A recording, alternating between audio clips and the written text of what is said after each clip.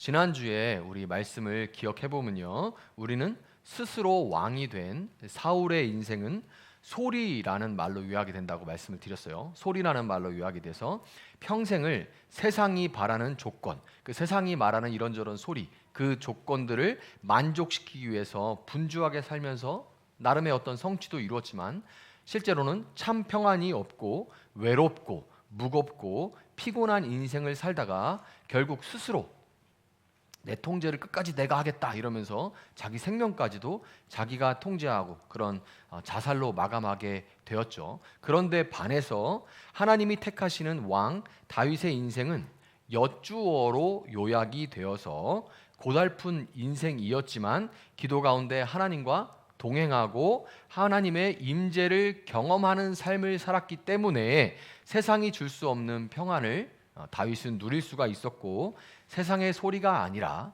세상의 소리만이 아니라 하나님의 소리를 따라서 살아갈 수가 있었다라는 그 말씀을 우리가 들었습니다. 자, 여러분, 우리는 이 다윗과 같은 우리를 다윗과 같은 이런 왕으로 택하시는 목적은, 우리를 택하시는 목적은 세상의 많은 소리 가운데서 오직 하나님의 소리만을 따르는 그런 삶으로 하나님 나라를 증거하는 것. 하나님 나라를 증거한다는 말이 좀 어렵게 느껴질 수 있는데, 보이지 않는 하나님의 나라를, 우리가 하나님의 나라라는 말을 쉽게 하지만 보이지 않죠. 그 보이지 않는 하나님의 나라를 실제로 이런 것이 하나님 나라야, 이것이 하나님의 나라에 속한 사람들의 삶이야 라고 보여주고 실제로 맛보여주는, 같이 뭘 먹고 하면, 즐겁게 먹고 하면 또 맛보여주는 거죠. 이 맛보여주는 것이라는 것을 잘 알고 있습니다. 그것이 우리 삶의 목적이고 그것이 우리를 택하여 부르신 하나님의 목적이에요. 그런데 그것을 알고 있지만 안다고 그렇게 살 수 있나요? 안다고 그렇게 살 수 있나요? 그러면 얼마나 좋겠습니까? 그러면 얼마나 좋겠어요. 안다고 아는 대로 그대로 살 수 있다면 정말 좋겠죠. 그럼에도 불구하고 우리는 우리를 왕으로 택하시는 하나님의 뜻을 아는 만큼, 우리는 그것을 알지만 아는 만큼 우리가 얼마나 자주 넘어지고 하나님의 소리가 아니라 세상의 소리를 따라가는 연약한 존재인 우리가 그런 존재인지도 우리가 너무너무 잘 알고 있습니다. 우리가 하나님에 대해서 알아가면 알아갈수록 아는 만큼 또 반대급부로 우리가 얼마나 세상의 소리를 따라가는 존재인지도 우리는 잘 알고 있습니다. 그렇기 때문에 오늘은 이 본문을 통해서, 본문에 등장하는 다윗을 통해서 자주 넘어지는 우리를 마침내 왕으로 세워 가시는 하나님의 일하심, 다윗에게 집중하는 것보다 다윗의 삶을, 자꾸만 넘어지는 다윗을 통해서 그러나 그를 왕으로 세워 가시는 하나님의 일하심, 그 하나님의 일하시는 모습을 함께 살펴보도록 하겠습니다. 자, 우리는 다윗 하면 주일학교에서 다윗에 대해서 정말 많이 배웠죠. 어렸을 때부터 다윗, 영화로도 많이 들어지고 다윗에 대한 얘기는 참 많이 들었는데, 우리는 다윗을 생각하면 제일 먼저 떠오르는 건 당연히 골리앗을 무찌른 겁니다. 항상 골리앗은 엄청나게 크게 나오고 다윗은 뭐 꼬마로 나오는데, 꼬마는 실제로 아니지만 어쨌든 그런 세상에서도 다윗과 골리앗의 싸움 뭐 이런 얘기들 나올 정도로 다윗 하면 골리앗이 나오죠. 그래서 골리앗을 쓰러뜨리고 홍길동처럼 동해 번쩍 서해 번쩍 하면서 광야를 막 내달리면서, 말을 타고 광야를 내달리면서 이 사울의 정규군, 그냥 이야기에 그치지만 한번 요즘 영화 많이 보시니까 여러분 상상해 보세요. 이 사울의 군은 정규군입니다. 정규군이고 잘 훈련된 군인들이죠. 군인들을 막 쫓아와요. 다윗이 있는 곳마다 쫓아오는데 그것을 아주 기가 막히게 잘 피해 다니고 따돌리고, 정규군을 따돌리고, 그러면서도 그렇게 중간중간 이렇게 정규군을 따돌리고 이쪽 저쪽 왔다 가는 삶 가운데도 중간중간 아름다운 여성들과의 로맨스도 빼놓지 않는, 그래서 아주 거칠고도 매력적인 영웅의 이미지를 우리는 다윗하면 떠올리게 됩니다. 그런데 오늘 본문은 다윗과 우리의 공통점을 통해서 그도 우리와 그냥 같은 사람일 뿐이다 라는 것을 적나라하게 보여주고 있어요. 오늘 본문을 통해서 그도, 다윗도 우리와 똑같은 그냥 연약한 사람일 뿐이다 라는 걸 잘 보여주고 있어요. 그 공통점이 뭔가요? 그 공통점, 그것은 다윗이나 우리나 이 땅을 사는 모든 사람들에게는 예고 없는 낙심과 절망의 순간이 찾아온다는 겁니다. 이 땅을 살아가는 모든 사람들은 예고가 없죠. 예고가 진짜 없이 갑자기 이 낙심과 절망의 순간이 찾아온다는 거예요. 사무엘상 24장에서 다윗이 엔게디 광야에서 사울의 추격을 피해서 한 굴 속에 숨어 있는 이야기가 나옵니다. 엔게디 광야에서 사울의 추격을 피해서 한 굴 속에 숨어 있는데, 굴이 이제 크죠. 거기서 이제 안쪽에 깊이 들어가서 숨어 있는데, 그때 그 굴에 사울 왕이 들어와서 뒤를 본다 이렇게 써 있습니다. 뒤를 본다는 게 용변을 본다는 거예요. 이제 뭐 사울은 말 타고 막 다윗 쫓아다니다가 급하니까 그 굴에 들어와서 뭐 주변 살필 것도 없이 그냥 바로 볼일을 봤겠죠. 그 다윗은 생리현상에 집중하느라고 무방비비였던 사울을 얼마든지 죽일 수 있어요. 이러고 있는데 가가지고 뒤에서 그냥 찌르면 죽죠. 그런데 마음속에 그때 소리가 들려옵니다. 마음속에 소리가 들려와서 그 하나님의 소리 때문에, 다윗아 이런 소리가 아니라 하나님이 뭘 기뻐하시고 기뻐하시지 않는지, 그리고 생각나는 거죠. 이 사울을 누가 기름 부어 왕으로 세웠는지를 생각이 딱 나니까 이건 하나님 뜻이 아니구나라는 그 하나님의 소리가 딱 들려오니까, 마음이 찔려오니까 그를 죽이지 않고 칼로 옷자락만 살짝, 옷을 이렇게 막, 그때는 이제 로브 같은 거니까 그거를 막 이제 대충 막 이렇게 해가지고 놓고서 막 볼일 봤을 거 아니야. 안 그러면 막 다 끌리니까 그거를 살짝 베서 옷자락만 딱, 그때는 옷이 굉장히 귀합니다. 그것도 왕의 옷이잖아요. 그 옷을 살짝 베가지고 그 사울은 그냥 그대로 갈 수 있게 둬요. 다윗이 그 베어낸 옷자락을 딱 들고 사울에게 내가 너를 얼마든지 죽일 수 있었다. 그런데도 살려줬잖아. 그러니까 이제 내가 적이 아니라는 걸 좀 알아. 난 네 적이 아니야. 이렇게 얘기를 하고 더 이상 나를 제발 추격하지 말아주세요라고 호소를 합니다. 이제 이게 죽일 수 있었던 사람이 안 죽이고 부탁하는 거예요. 제발 나 좀 그만 쫓아와. 나 좀 내버려둬. 난 너 안 죽이고 난 네 적이 아니야 라고 호소를 했을 때, 사울은 나는 너를 이토록 학대하고 괴롭히는데 너는 나를 이렇게 선대하는 거 보니까 너는 나보다 훨씬 이롭다. 너는 나보다 훨씬 옳다. 너는 의롭다. 네가 행한 일로 말미암아서 하나님께서 너에게 선한 것으로 갚아주시길 바란다 라고 온갖 미사여구를 동원해서 다윗을 칭찬하고 축복하면서 돌아갑니다. 사울이 돌아가요. 온갖 미사여구를 동원해서 칭찬을 해요. 그런데 그랬던 사울이 불과 얼마 후에 딱 성경으로 한 장, 두 장 넘어가면 딱 두 장 만에 또다시 병사를 3,000명이나 이끌고, 여러분 그것도 여러분 상상해 보세요. 성경을 볼 때 상상하면 재밌어요. 3,000명이 말들이 우르르 달려오면 이제 집안이 두두두 떨리죠. 지방이 두두두 떨리, 먼지가 막 흙먼지가 날 거 아니에요, 광야에서. 그 3,000명이나 이끌고 막 이쪽으로 저쪽으로 다윗이 있다면 미친 듯이 쫓아다니고 있어요. 근데 이제 지금 다윗이 10광야에 있다고 합니다. 10이라는 광야에 있는데 그 다윗을 죽이려고 쫓아옵니다. 그런데 역시 다윗이 미리 이쪽 저쪽으로 도망가요. 근데 밤이 왔습니다. 한밤중에 사울의 진영에, 이 3,000명이, 사울은 제일 가운데 있을 것이고 3,000명이 이렇게 주변에 이렇게 포진해서 잠을 자고 있는데, 얼마나 다 깊이 잠이 들었는지 다윗이 몇몇 사람들과 사울의 진영에 들어가 가지고 사울의 진영에 이제 노숙을 하는데, 사울 왕의 창을 딱 꽂아놓고 거기에 이제 뭐 이런 물통 같은 거 이렇게 걸어놓고 이렇게 해놓고 거기서 자는 거예요. 불 켜놓고 잤겠죠. 그런데 거기서 얼마나 깊이 잠들었는지 딱 이거 칼로 창으로 푹 찔르면 죽습니다. 근데 역시나 하나님께서 기뻐하시지 않는 일이라는 것을 그 마음에 알고 있었기 때문에 결정의 순간에 그걸 못 죽여요. 못 죽이고 안 죽인 거죠. 안 죽이고 이번에도 사울을 죽이는 대신 사울의 머리맡에 있었던 사울의 그 창과 물병만 가지고 뽑아가지고 살짝 조용히 나옵니다. 얼마든지 죽일 수 있었음에도 불구하고, 자, 다윗이 사울의 진영에서 그걸 가지고 나와서 좀 멀리 떨어진 곳에서 이제 그쪽에 그들은 골짜기에 있었고 이제 조금 높은 곳으로 올라가서 거기서 이제 골짜기에 대고 소리를 지르는 거예요. 내가 얼마든지 너를 또 죽일 수 있어. 이거 봐라, 이거 이 창하고 물병 이거 누구 거지? 그러니까 다 누구나 알죠. 다 이 사울 안 거라는 걸. 봐봐, 이번에도 내가 얼마든지 죽일 수 있었음에도 불구하고 안 죽였으니까 제발 나 좀 그만 괴롭혀 이렇게 호소했을 때, 사울은 지난번에 자기가 했다가 깨버린 그 맹세가, 다시는 너를 쫓지 않을게 라고 했던 그 맹세가 부끄럽지도 않은지 또 한 번 약속과 축복을 남발하면서 립서비스를 합니다. 제가 한번 사무엘상 26장 21절을 읽어드리도록 하겠습니다. 사울이 대답하였다. 내가 잘못했다. 나의 아들 다윗아, 아들이래요. 돌아오너라. 네가 오늘 나의 생명을 귀중하게 여겨 주었으니 내가 다시는 너에게 해를 끼치지 않겠다. 정말 내가 어리석은 일을 하여 아주 큰 잘못을 저질렀다. 여기까지 말한 다음에 여기다가 그 유명한 축복의 말씀인 25절을 더합니다. 25절의 말씀이 뭐냐면 여러분 다 한 번씩은 들어보셨을 거예요. 식당이나 어디 가면 다 붙어 있습니다. 붙어 있어서 아, 여기 교회 다니는구나 우리가 인식할 수 있어요. 뭐냐면 사울이 다윗에게 말하였다. 나의 아들 다윗아, 하나님이 너에게 복 주시기를 바란다. 너는 참으로 일을 해낼 만한 사람이니 매사에 형통하기를 바란다. 자, 요건데 조금 와닿지 않죠? 개역개정으로 읽어보면 여러분 보신 기억이 날 거예요.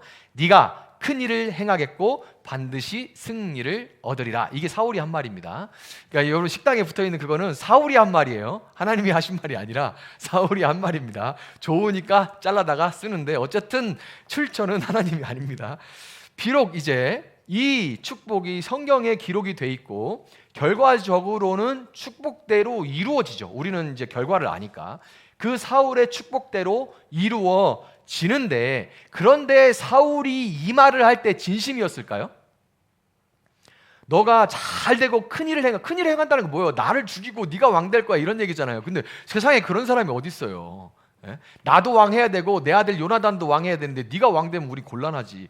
당연히 이건 말도 안 되는 그냥 립서비스죠. 그러니까 사울이 이 말을 할 때 절대 진심이 아니에요. 우리는 어떤 사람의 말, 특히 사울과 같은 이런 왕, 정치인의 말은 지금 하는 말이 얼마나 그럴싸한가 보다 그 사람의 과거부터 지금까지의 삶의 행적이 어떠했는가를 볼 때 지금 그 사람이 하는 말이 진짜인지 거짓말인지 판단할 수가 있다는 것을 알고 있어요. 그 전에 다 맨날 했던, 선거철만 되면 했던 말이에요. 그럼 지금 하는 말은 역시나 그 전에 안 했던 것처럼 지금도 안 하는 거죠. 이런 것들을 우리가 그동안의 행적을 보고 알 수 있죠. 다윗도 이것을 알 수 있었습니다. 다윗은 사울이 약속과 축복의 말을 쏟아 부어놓고 갔지만 그동안 사울이 했던 이 행보를 볼 때 사울이 또 언제 내가 그런 말 했는데 하고 금방 얼굴을 바꾸고 말을 또 돌려서 또다시 그를 추격해 올 거라는 것을 이미 다윗은 알고 있었어요. 그래서 그때 다윗의 마음에 불현듯 이런 생각이 찾아옵니다. 여러분, 이게 언제 이 좌절과 절망이 찾아올지 모른다고 제가 언제 올지 모른다라고 얘기했던 게 뭐냐면 우리가 대부분은 잘 견딥니다. 99도까지 잘 견뎌요. 조금 스트레스 받고 짜증나고 아 열받는데 좀 쉴까? 이런 생각 들다가 근데 이게 보통은 99도에서 98, 97 내려가서 이렇게 그냥 이렇게 사이클 탑니다. 그런데 어째 한번 그냥 똑같은 일인데도 그때는 이게 100도가 돼서 끓는 때가 있어요. 이게 언젠지 모릅니다. 그때 그냥 갑자기 확 사람이 주저앉게 되죠. 그러면 이제 주변 사람 좀 황당하죠. 너 늘 그렇게 살았잖아. 근데 왜 갑자기 이번에 그래? 그거를 어떻게 설명합니까? 지금 끓는 거를. 그때 지금 끓는 걸. 아니면 누가 옆에서 작은 거 하나를 딱 라면 스프에다 먼저 끓이다가 뭐 딱 하나 넣으면은 갑자기 부글부글 끓어오르듯이 그렇게 되는 거죠. 그러니까 갑자기 다윗 마음에 이런 생각이 불현듯 떠오르는 거예요. 아, 분명히 저 인간은 이 은혜를 까맣게 잊어버리고 금방 또 나를 죽이려고 쫓아올 텐데 나는 도대체 언제까지 이렇게 살아야 되나? 과연 끝이 있기는 한 건가? 이런 생각이 와요. 우리가 크리스찬이라고 믿는 사람이라고 이제 취업할 때도 취업시장 어렵지만 그래도 내가 이 취업시장 이 회사 들어가면 주의를 제대로 못 지킬 것 같은데 이런 생각이 들어서 거절했어요. 그래도 마음이 뿌듯했어. 그래도 내가 신앙 때문에 거절했어. 이게 또 부끄러운 짓을 할 일도 많을 것 같아. 그래서 신앙 때문에 거절했어. 근데 두 번째도 또 그런 일이 경험했어. 그런데 이제 내가 신앙 때문에 거절했어라는 걸로 견디고 있었는데 그 다음에 계속 이게 취업이 안 되는 거예요. 취업이 계속 안 되고 뭐 5년, 6년, 7년 계속 안 된다고 여러분 생각해 보세요. 그러면 내가 지금 이렇게 했던 게 이렇게 돈이 안 벌리고 내가 이렇게 있는 것이 그동안 내가 정신승리한 건가? 나 뭔지 이렇게 난 취업이 되나? 이런 형편과 처지에서 나는 과연 벗어날 수 있긴 한가? 이런 생각들이 이제 찾아오는 거죠. 괜찮았어요. 괜찮은데 언제 이렇게 될지는 몰라요. 그날 날씨가 이상했든지 그때 누가 한마디를 던졌든지 취업은 했어? 어디 다녀? 맨날 물어보는데 그날따라 그 말이 푹 찔려왔든지 이건 언제일지 모릅니다. 이런 상태가 된 거예요. 전혀 우리가 견디다가 그 고난의 끝이, 이 어려움의 끝이 언제일지 모를 때 찾아오는 그 답답하고 막막한 심정, 이런 심정이 다윗에 지금 처하게 된 거죠. 다윗의 피난길이 10년이 넘어갑니다. 대략 한 10년 정도 되는데 10년이 넘어가서 그 자체로도 와 10년? 이 어려움 10년? 나는 다윗처럼 안 됐으면 좋겠다 이런 생각 대번에 찾아올 정도로 짧은 시간이 아니죠. 근데 더 큰 문제는 뭐냐면 다윗이 미갈의 도움을 받아서 처음 사울로부터 도망칠 때 그 도망길이 처음 이제 도망가기 시작했을 때 도망칠 때는 이 도망길이 내가 지금 도망가는 이 길이 10년 이상 이어질 거라고는 상상도 못했다는 겁니다. 상상도 못했다는 거예요. 그런 만약에 자 다윗아, 자 네가 오늘 도망가는데 너 이제 앞으로 좀 힘들 거야. 근데 딱 10년만 참아. 오늘이 2024년 6월 며칠이야? 9일이죠. 6월 9일이야. 딱 2034년. 용수야 너 교회 하는데 힘들지? 34년까지 10년만 버텨. 내가 1000명 교회로 만들어주마. 딱 이렇게 얘기해본다고 생각해요. 제가 10년 버티죠. 힘들지만 버팁니다. 사람은 그게 있으면 버틸 수 있어요. 여러분 다 마찬가지.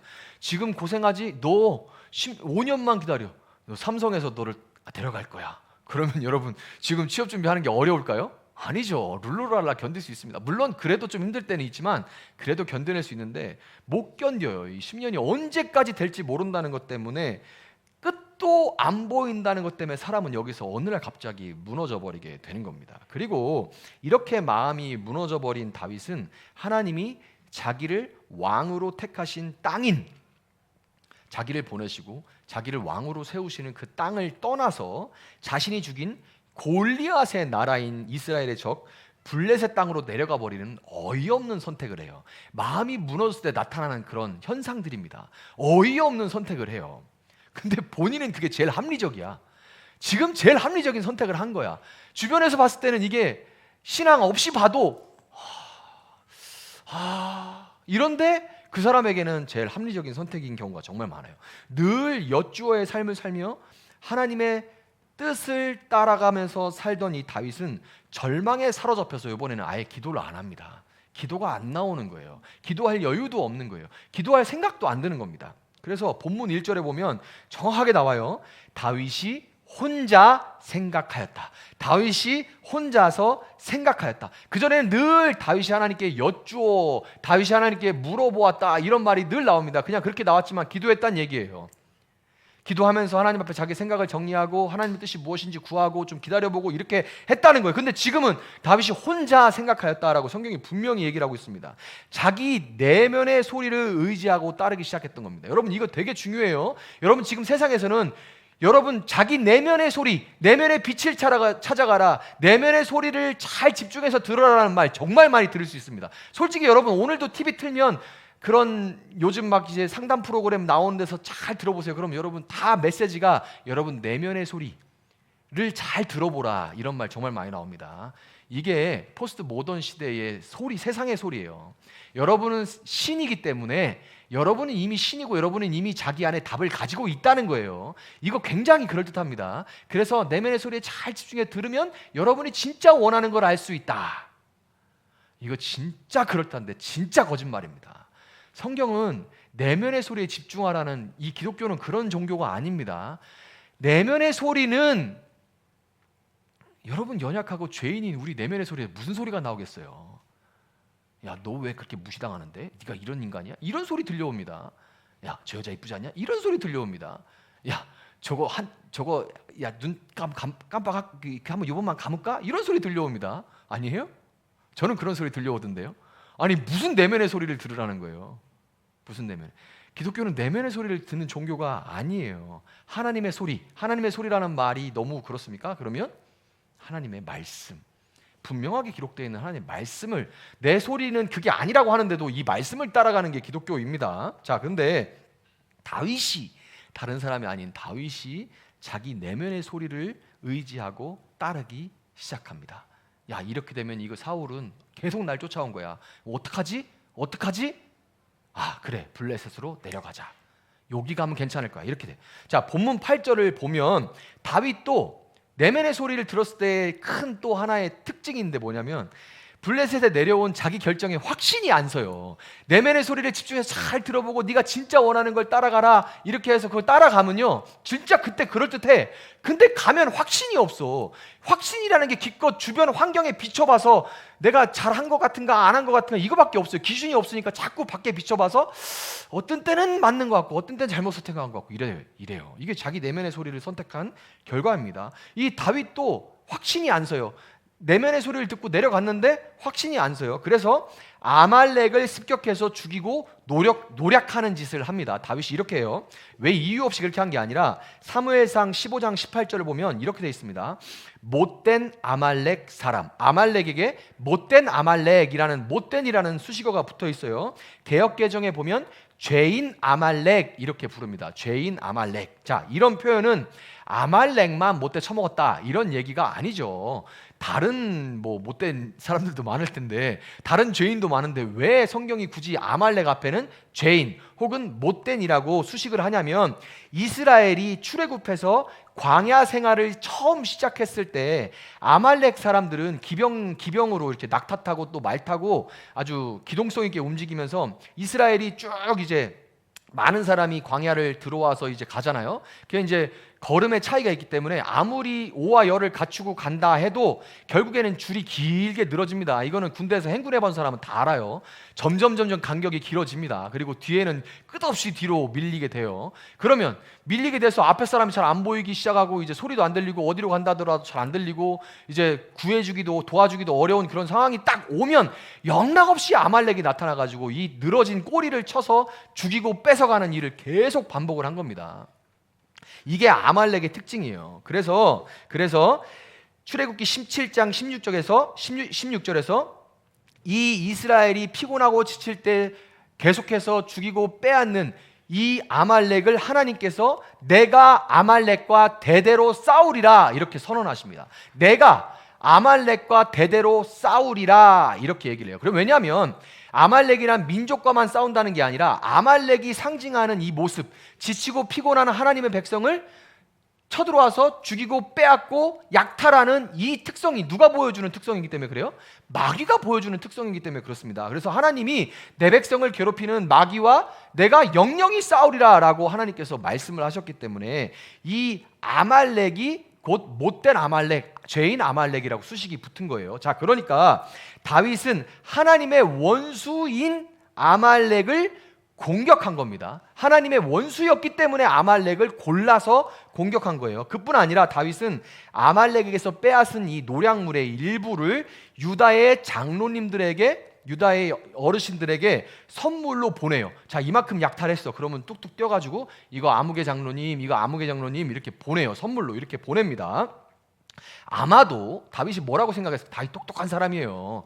머리 잘 굴러갑니다. 뭐라고 생각했어? 다윗은 자신이 하나님의 원수인 아말렉을 치고 있기 때문에, 즉 하나님의 일을 내가 지금 하고 있잖아. 하고 있기 때문에 내가 하는 일은, 내가 이렇게 블레셋에서 내려간 일은 정당해 라고 합리화를 하고 있었던 것이고, 그리고 내가 지금 블레셋의 장수가 되어 있잖아요. 이스라엘의 용사였다가 블레셋의 장수가 되어 있는 이런 상황을 지금 다윗은 합리화합니다. 합리화하는 것은 인간이 모든 환경에서 아주 적극적으로 저지르는 오류예요. 특별히 내면의 소리를 따랐을 때 인간이 하는 가장 빠른 일이 뭐냐면 합리화하는 겁니다. 이래서 이런 거야. 나는 지금 이렇게 하나님의 일을 하고 있는 거야 라고 다윗이 이렇게 자신을 합리화하고 있는 겁니다. 또 언젠가 자기에게 정치적인 힘을 실어줄 수 있는 유다의 장로님들에게 선물을 보내서 지금 좋은 관계를, 선물 주는데 싫어하는 사람 어디 있어요?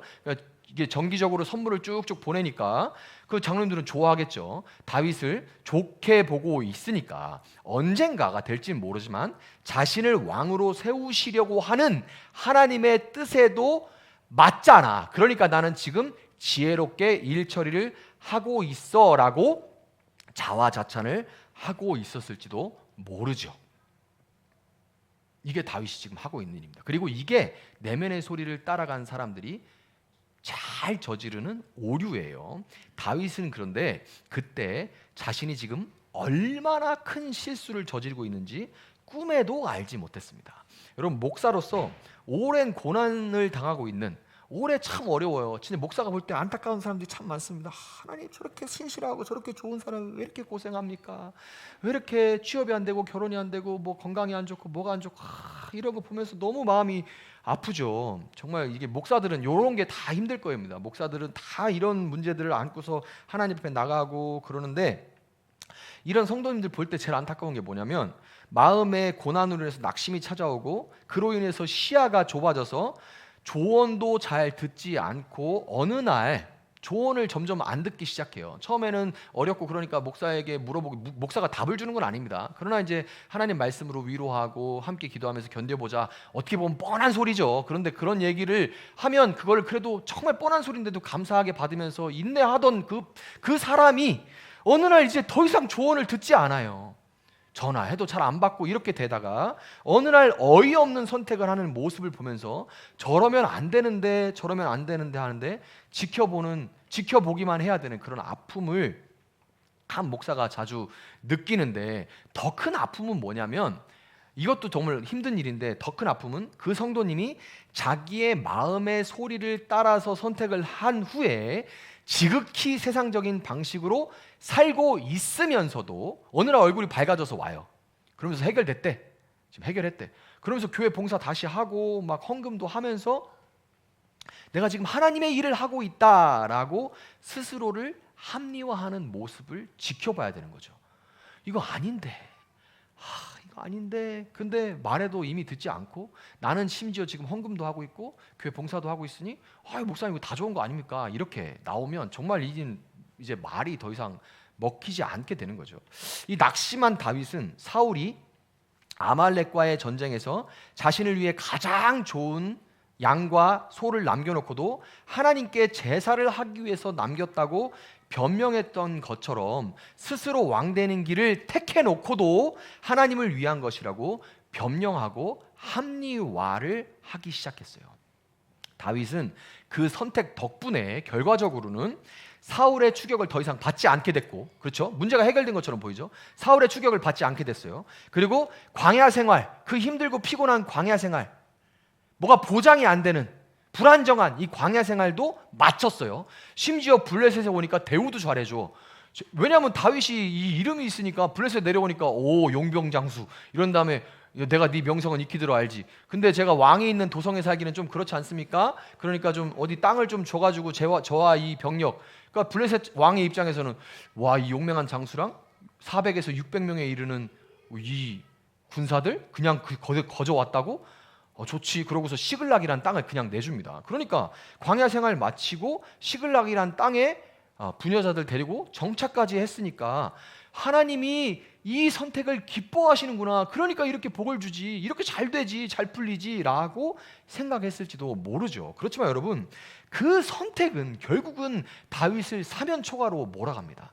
그 선택이 다윗을 사면초가로, 어떻게 피할 수 없는 길로 몰아가요. 다윗이 적국에 가담했을 때 그는 조국의 배신자 행세를 하기 위해서, 내가 이스라엘을 배신했다, 이스라엘은 나한테 폐역무도하게 행했고 그래서 내가 이스라엘을 배신했다, 이스라엘 떠났다 라는 것을, 그 행세를 하기 위해서 매일같이 이스라엘의 마을들을 노략한 것처럼 행세하면서 대신 아말렉과 주변 이방 민족들을 습격하고 약탈해서 그 물건을 아기스 왕, 블레셋의 왕 아기스에게 갖다 바칩니다. 자, 아기스 왕 입장에서는 다윗이 이스라엘에서 뺏어온 약탈물을 자주 가지고 오니까 다윗은 빼박 이스라엘의 철천지 원수예요. 맨날 쳐들어와서, 옛날에 저 일본 이 한국에 조선에 막 들어와가지고 맨날 노략질했던 것처럼 해적이 들어와서 그러면 저 일본 사람들 좋네 이렇게 생각하는 사람이 어디 있습니까? 다 철천지 원수가 되는 거죠. 그러니까 와, 이거 지금 다윗이 이스라엘의 철천지 원수가 됐구나. 다윗은 이제 절대로 자기 고향으로 못 돌아간다. 내 장수다라고 철석같이 믿고 어떻게 하냐면, 이제 합격. 너는 내 장수. 이제 너의 신분은 확실해. 난 널 100% 믿어. 이러고서 다윗 같은 용맹스럽고 충성스러운 군사를 블레셋과 이스라엘이 전쟁을 시작하는데 자신의 호위대장으로, 경호대장으로 삼는 거예요. 아니, 내 목에 언제 칼을 댈지 모르는 이방의 장수를 경호대장으로 둘 정도까지 신뢰할 정도면 다윗이 얼마나 열심히 주변 이방 민족들을 털어다가 왕에게 갖다 바친 거예요. 그러면서 그때마다 이건 요번에 이스라엘 여기 부산 지역에서 가져온 겁니다. 요건 어디 전라도 어디 땅에서 가져온 겁니다. 라고 얘기를 한 거 아니에요. 얼마나 좋아. 얼마나 좋아. 얘는 절대 못 가지. 이렇게 생각을 얼마나 믿었으면 경호대장을 시킵니다. 경호대장을. 여러분 정말로 그래서 다윗이 이제 블레셋과 이스라엘 전쟁에 출정을 해가지고 정말 다윗이 블레셋 편에서 전쟁에 참여해서 동족 이스라엘 사람을 단 한 명이라도 죽이게 된다면 다윗은 결단코 이스라엘의 왕이 될 수 없을 뿐더러 이후에 진짜로 다윗은 이스라엘의 철천지 원수가 되고 마는 거예요. 그 전까지는 여러분 다윗이 단 한 명도 누굴 죽인 적이 없습니다. 이스라엘 사람이라면. 더군다나 장로들에게 정기적으로 선물도 갖다 주고 했기 때문에 이런 게 있죠. 그 전에 다윗이 이스라엘의 용사 또 민족의 영웅이기 때문에 지금 뭐 왕하고 사이가 안 좋아서 쫓기다가 지금 블레셋으로 내려갔대. 소식들은 들러와 다 소문들은 들었을 거 아니에요. 그래도 사람들이 이렇게 생각합니다. 아직 이런 여론이 있는 거예요. 아이고 오죽하면 저기까지 갔겠어. 이렇게 생각하는 거예요. 그죠? 물론 그 사람들이 충청도 사람은 아니었지만 오죽하면 거기까지 갔겠어. 그래서 생각이 있겠지. 다 이렇게 생각을 서로 이렇게 얘기는 하죠. 왜냐하면 좋은 인식들이 아직 있고 받아 먹은 것도 있으니. 그런데 그게 아닌 거예요. 진짜 쳐들어와가지고 누굴 죽이네. 이러면 이제 말이 완전히 바뀌고 다윗은 절대로 이스라엘의 왕, 하나님이 다윗을 이스라엘 왕으로 세우시려는 그 계획에 절대로 그 계획을 성취시킬 수 없는 존재가 되고 마는 거죠. 다윗은 자기 인생의 왕이 돼서 스스로 갈 길을 선택했지만 손가락 하나 까딱할 수 없는, 아니 그 이상으로 손가락 하나라도 움직이면 그것이 오히려 적국인 블레셋을 돕는 셈이 되고 마는 진퇴양난의 상황에 빠지게 된 거예요. 여러분 우리도 제가 계속 말씀을 드렸지만 우리도 우리 자신이나 지인들이 종종 다윗과 같은 이런 상황에 빠지게 된다는 것을 부정할 수가 없습니다. 여러분 한번 생각해 보세요. 아 이거 내 일이네. 아니면 아 이거 누구 얘기구나. 다 생각이 날 정도로 이게 우리가 흔히 경험하는 일들이라는 거예요. 많은 하나님께서 택하시는 왕들이 긴 외로움과 고생스러운 삶에 지쳐서 예수님의 이름조차 혐오하는 불신자와 결혼하고, 제가 지지난주 3주 전인가 멍에를 함께 매지 마라 할 때 불신자와 결혼하는 게 괜찮다고 얘기했지만 그때 전제 조건이 뭐였어요? 너는 누구냐 할 때 내가 하나님 앞에 바로 서 있는 걸 얘기했죠. 근데 지금 이거는 그런 얘기가 아닙니다. 내가 그냥 외로움에 지쳐서 그냥 아무랑 살면 되지, 저 사람이지 라고 그냥 생각하는 거예요. 긴 외로움과 고생스러운 삶에 지쳐서 예수님의 이름조차 혐오하는 불신자와 결혼을 하고, 백수 생활에 지쳐서 신앙생활을 제대로 할 수 없는 그런 직장에 들어가기도 합니다. 불황에 지쳐서 하나님 나라를 공공연하게 경멸하는 그런 사업을 시작하기도 하고, 그런데 참 기업 신방 가면 참 대략 난감한데 가게 되는 경우들이 있었어요. 공공연히 하나님의 이름을 경멸하는 그런 사업을 시작하기도 하고, 해서는 안 되는 접대나 거래 그리고 동업을 선택하기도 합니다. 많은 하나님의 사람들이 다윗이 16개월 동안 아기스 밑에 있었던 것보다 훨씬 더 긴 시간을 그런 선택으로 인한 결과에 매여 살고 있고, 때로는 내가 왜 그랬을까 하는 그런 후회와 자책을 하기도 하지만, 솔직히 말해서 이미 결혼한 거 어떡할 거야, 이미 시작한 거 어떻게 할 거야, 이미 사업 시작한 거, 이미 거기 들어간 거, 그 사업장 들어간 거 어떻게 할 거야, 어떻게 할 거 방법을 몰라서 그냥 하루하루 대책 없이 그냥 적응해서 그냥 그렇게 살아갑니다. 스스로 왕되어 내린 결정들이 결코 옳은 것은 아니지만 우리가 여러분 기억해야 될 것은, 하나님은 그러한 선택의 결과로 인해서 이러지도 저러지도 못하게 된 바로 그런 상황 속에서도 반드시 여러분을 왕으로 세우시는 자신의 뜻을 이루어 가신다는 겁니다. 여기에 우리 소망이 있죠. 사무엘상 29장에서 다윗은 결국 블레셋과 이스라엘의 전쟁에 참전해요. 아기스와 함께 출전합니다. 와, 진짜 그 심정이 어떨까요? 말을 타고 가면서 왕 옆에서 가면서 큰일 났다. 진짜 큰일 났다죠. 그때 하나님은 블레셋의 방백들의 질투심과 두려움을 증폭시키는, 사람은 할 수 없는 방법으로 일하시고 결국 다윗은 하나님의 개입으로 전쟁에 참여하지 못하고, 참여했다가 그냥 돌아와요. 돌아와서 시글락으로 내려가는 이런 결과를 맞게 됩니다. 그러니까 방백들의 질투심과 두려움을 증폭시킨 게 뭐냐면, 갑자기 신하들이 그동안 잘 있다가 갑자기 전쟁 참여하니까 왕 지금 정신 나간 겁니까? 다윗이 어떤 사람인데 지금 여태까지 쇼한 걸 수도 있잖아요. 아니 무슨 근거로 100% 믿는데, 전쟁이 시작되면 만약에 다윗이 돌아서면 당신 목에 칼을 겨둘 1순위가 다윗이고, 다윗이 이스라엘 사람들하고 협업하면 우리는 앞뒤로 적을 놓게 되는 겁니다. 정신 차리세요. 정신. 당신이 왕 다윗 데리고 가면 우리는 우리 병력 뺄 겁니다. 이렇게 얘기를 하는 거죠. 그러니까 왕 입장에서 어떻게 해요? 진짜 다윗 진짜 미안하다. 내가 진짜 난 너를 100% 믿는데 얘들이 계속 반응이 이러네. 너는 후방에서 우리를 이거 블레셋을 좀 잘 돌봐라. 그러고서 시글락으로 돌려보낸 거예요. 그들의 마음을 이렇게 충동질한 게 누구예요? 하나님이죠. 그건 하나님인지 모릅니다. 그런데 우리는 누구나 알고 있죠. 하나님이 그렇게 보이지 않게 일하시고 있구나라는 걸 아는 거예요. 그리고 사흘 만에 시글락에 이제 전쟁에 참여했다 시글락으로 다시 돌아왔더니, 다윗을 기다린 것은 아말렉에 의해서, 야 다 나갔다 빈집 털자. 그러고서 아말렉이 다윗 그동안 우리한테 어떻게 했냐 그러고 딱 찍어가지고 시글락으로 들어와서 다윗이 처자식과 이런 재산들을 남겨놓고 간 거기를 들어와서 빈집 털이를 해버립니다. 싹 쓸어가요. 왔더니 전쟁 참여했다가 돌아왔더니 3일 만에 돌아왔더니 불이 나고 난리가 났죠. 모든 처자식이 다 사로잡혀가는 일이 벌어진 겁니다. 슬픔과 분노에 다윗의 부하들이 이성을 잃어버립니다. 이성의 끈을 놓고, 사람이 이성의 끈을 놓고 화가 나면 어떻게 해요? 항상 어떤 내 화를 돌릴 대상자를 찾죠. 항상 희생물을 찾게 돼 있습니다. 그래서 지금 대한민국도 분노에 차 있으니까 항상 희생물을 찾죠. 그래서 똑같아요. 이때도 똑같습니다. 열이 나고 화가 나는 이 분노를 어떻게 해야 돼? 다윗을 돌로 치자. 이렇게 얘기합니다. 저거 죽여버리자. 쟤 때문에 그래. 뭔가 탓을 해야 되잖아요. 다윗을 돌로 치려고 하는 절체절명의 순간에 그때 무슨 일이 일어나냐면, 다윗이 드디어 마침내 하나님을 다시 찾게 됩니다. 하나님이 이때가 되니까 다윗이 하나님을 찾아요. 지난주에 살펴봤던 사무엘상 23장 1절 4절 1절부터 4절에 다윗이 마지막으로 하나님께 여쭈었다 이런 말이 나오고, 7장이 지나서 사무엘상 30장 8절에서야 우리는 마침내 다윗이 주님께 문의하였다라는 표현을 7장 만에 다시 만나게 되는 겁니다. 그동안 뭐 했다는 거예요? 하나님 잊어버리고, 다윗이 잊어버리고 산 거예요.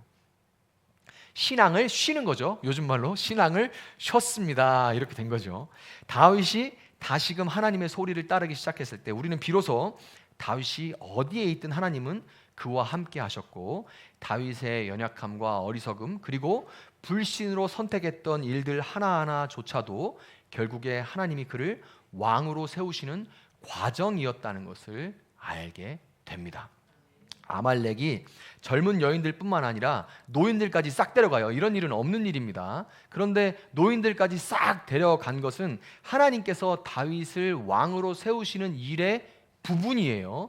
그 노인들을 잡아가는 바람에 노인들은 걸음이 늦고 여기 아프다 저기 아프다 하죠. 어쩔 수 없잖아요. 관절이 아프고. 그러니까 아말렉은 말 타고 쉥 가야 되는데, 젊은 사람들만 데리고 갔으면 젊은 사람들 막 뛰게 해가지고 그냥 금방 돌아갈 수 있는데, 노인들이 차라리 나 죽여, 나 못 가 이러고 그냥 앉아버리니까 걸음이 늦어지는 거예요.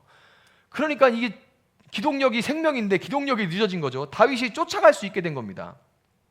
하나님은 또한 아말렉을 쫓아가는데, 다윗과 일행들이 아말렉을 추적하던 중에 마치 다윗 일행을 기다렸다는 듯이 아말렉 사람의 종이었다가 병이 들어서 버림받은 이집트 사람 하나를 만나게 돼요. 자, 도망갔어요. 그런데 어디로 도망간지 어떻게 알아? 여러분 여기 나가가지고 세종에서 지금 제가 도망갈 테니까, 여러분 제가 도망가면 한 5분 있다가 3일 있다가 저를 찾으러 온다고 생각해 보세요. 어디로 내가 도망간 줄 알아? 내가 부산으로 갔을지 서울로 갔을지 상향인지 남향인지 어떻게 알아요? 근데 그때 딱 여기서 어디로 가야 돼? 하는데 이집트 사람 하나가 버림받아 아프다고 아말렉이, 야 너 이 버림받았으니까 버려버린 겁니다. 그 사람이 한테 먹을 걸 주고 물을 주니까 그 사람이 얘기해 줍니다. 여기로 갔다고 얘기해 줍니다. 정확하게 방향을 얘기해 줘요. 이거 누가 준비하신 거예요? 하나님이 준비하신 거죠. 이와 같은 하나님의 일하심을 통해서 여러분 삶에도 다, 제 삶에도 다 이런 일들이 너무너무 많아요. 제가 이거 준비하다가 전에 준비했을 때 이거 보고 얼마나 울었는지 모릅니다. 이런 일이 그런 일이었구나 하는 걸. 이 하나님의 일하심을 통해서 다윗과 그의 장수들은 결국 아내들과 잃었던 모든 것을 회복했을 뿐만 아니라 추가로 아말렉이 다른 곳에서 약탈한 것까지 얻게 돼요. 추가로 얻게 됩니다. 다윗이 아말렉에게 뺏은 노략물을 유다 장로들에게 선물했던 그 다윗의 얕은 꼼수는 다윗이 동족을 죽여야만 하는 그런 상황을 만들게 된 큰 실수였지만 하나님은 이조차 선하게 바꾸셔서 놀랍죠. 하나님은 이것을 다 합력하여 선을 이루도록 바꾸셔서 때가 차고 사울이 전사했을 때 마침내 다윗이 동족에게 환영받는 가운데 유다의 왕이 될 수 있도록 하세요. 아무리 민족 영웅이었어도 그동안에 다윗은 이스라엘을 떠나 있었는데 다윗이 돌아오니까 온 이스라엘이 다윗을 맞아서 왕으로 맞이하는데 그 누가 힘썼을까? 물론 하나님이 하셨지만 다윗에게 선물 받았던 장로님들이 저런 사람 없다고, 지도자라고 당연히 했겠죠. 근데 이것 때문에 죽을 뻔했는데 하나님 이거 다 바꾸신 거예요. 하나님 바꾸시니까 그 꼼수가 이렇게 그가 왕이 되는데 사용되게 된 겁니다. 여러분, 하나님은 다윗이 낙심해서 자기 마음의 생각을 따라 살 때에, 그리고 그로 인해 더 이상 하나님이 택하시는 왕이 될 수 없는 위기에 처했을 때조차 그를 떠나지 않으시고 다윗이 마침내 자기의 기름 부음에 충실해서 여쭈어의 삶을 회복할 수 있도록 일하심으로써 결국에는 다윗을 이스라엘의 왕으로 세우신 겁니다. 하나님은 어떤 상황에서도 당신께서 택하시는 왕들을 위해서 여전히 보이지 않게 섭리하시는 비밀리에 일하시고 우리가 스스로 하지 못하는 일을 하나님은 행하셔서 마침내 그들을 모두 하나님의 왕으로 세우고 마신다는 것을 여러분 기억하시기를 바랍니다. 말씀을 정리하도록 하겠습니다. 여러분, 다윗의 뿌리이신 예수님, 다윗과 같은 왕들인 우리의 생명의 근원 되시는 예수님은 마태복음 7장 13절 14절에서 이렇게 말씀하십니다. 마태복음 7장 13절 14절. 좁은 문으로 들어가라. 멸망으로 이끄는 문은 넓고 그 길은 널찍하여서 그리로 들어가는 사람이 많다. 생명으로 이끄는 문은 너무나도 좁고 그 길이 비좁아서 그것을 찾는 사람이 적다. 아멘. 여러분, 세상의 모든 종교들은 먼저 그 길을 따라가면 그 길을 어떻게 걸어갔느냐에 따라서 그 길의 끝에서 천국과 지옥을 만나게 된다고 말합니다. 모든 종교들이 다 어떻게 살아가느냐에 따라서 마지막에 천국이냐 지옥이냐, 천당이냐 지옥이냐가 결정된다고 말해요. 그 모든 종교에 그렇게 돼 있고, 그래서 어떻게 보면 오히려 그런 종교들이 이 세상에 사는 동안 선행이나 뭐 절제나 이런 것들을 더 강조하는 것처럼 보이기도 하는 게 사실입니다. 그런데 오직 기독교는 먼저 문에 들어가면 그 문에 이어지는 길을 걸어가게 된다고 말해요. 이쪽 다른 길로 가려고 해도 갈 수가 없습니다. 일단 문을 열고 딱 좁은 문으로 들어가라. 들어가면 좁은 길이 나오는 거예요. 넓은 길로 가려고 해도 갈 수가 없습니다. 다른 종교는 내가 어떤 길을 선택해서 걸어가냐에 따라서 나중에 문이 나오는데 기독교는 그렇지 않아요. 문을 열고 들어가면 거기에 이어지는 길이 갈 수밖에 없게 되는 거예요. 우리는 이미 예루살렘 성문 밖에서 십자가에 달려 죽으심으로 생명으로 인도하는 문을 활짝 열어놓으시는 예수님을 믿음으로 말미암아서 좁은 문을 열고 좁은 길에 들어간 사람들입니다. 좁은 문에 들어간 사람들을 기다리는 것은 비좁은 길이에요. 비좁은 길입니다. 우리는 흔히 문에 들어가는 것은 오직 은혜로 되지만 비좁은 길을 걸어가는 것은 우리의 노력이다. 그래서 여러분, 예수님을 믿음으로 의롭다 여김을 받았지만 여러분이 얼마나 신앙생활 잘하느냐에 따라서 성화가 결정된다. 얼마나 예수님을 닮아가느냐는 일단 내 노력이다. 이렇게 생각하기가 굉장히 쉬운데요. 그러나 여러분, 비좁은 길을 걸어가는 우리의 피곤한 하루하루의 일상 역시 우리를 위해서 하늘과 땅 사이의 십자가, 그 십자가의 십자 모양의 길이죠. 사거리와 같은 그런 길이에요. 십자 모양의 길에서 비좁게 되어서 으깨어 죽으신 예수님의 은혜로 우리는 걸어갑니다. 예수님은 길 위에서 죽으신 거예요. 괜히 십자가가 아닙니다. 십자 모양의 길 위에서 예수님은 비좁은 길, 그 모양의 길에서 비좁게 되어서, 영어 성경은 컴프레스드라고 되어 있습니다. 그 십자가 위에서 으깨어 죽으신 예수님으로 인해서 우리는 그 비좁은 길을 걸어갈 수 있게 되는 겁니다. 하나님은 여러분을 왕으로 세우시기 위해 자신의 아들의 몸을 채찍으로 으깨지는 것, 아들의 몸이 채찍으로 으깨지는 것을 내버려 주셨습니다. 하나님은 여러분이 어떤 상황에 있든지, 여러분이 여러분의 삶에 이런저런 문제를 얼마나 복잡하게 엉켜놨든지 절대로 여러분을 떠나지도 않으시고 포기하지도 않으시고 어찌할 수 없는 그 악에서도 반드시 선을 만들어내고 마신다는 것을 기억하시기 바랍니다.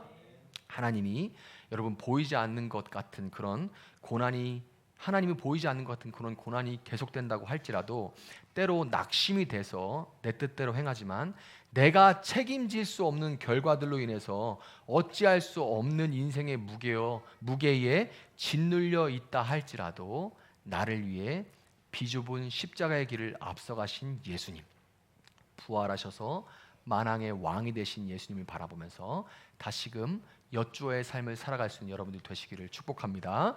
또한 하나님이 세우신 왕들인 여러분들이 하나님의 소리만을 따르면서 신실하신 하나님의 일하심을 신뢰할 때 주어지는 참된 평안과 안식을 말과 삶으로 증거할 때에 여러분을 통해서 여러분을 보내신 다윗을 이스라엘의 왕으로 세우신 것처럼 여러분을 각자의 자리에서 왕으로 세우시는 여러분의 가정과 직장과 삶의 터전에 하나님의 나라가 마침내 세워져 갈 수 있기를 예수님의 이름으로 축복합니다.